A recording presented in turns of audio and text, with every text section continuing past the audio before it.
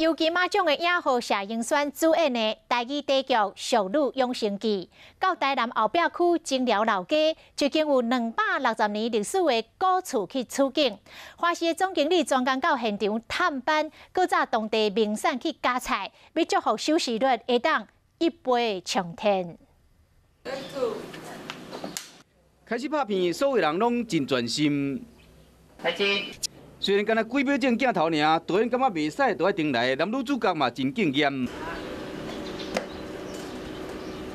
女主角就是倒摕到金马奖影后的谢盈萱，男主角是温升和，做伙搬台语戏《俗女养生记》。这场戏特别选伫台南后壁区，有260年历史的中药房古厝，就由古厝的气氛，和规场戏搁较有台湾味。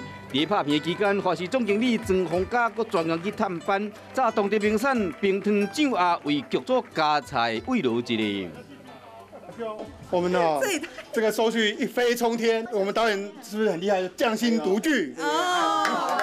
这出戏的导演是严艺文，较早嘛是迷你剧集女主角的嫡子。这摆伊头一摆导演，剧情是讲到60年代查某人成长的故事。《淑女养成记》它的一个剧情的一个编制的手法跟以往也不大一样，而且非常有趣。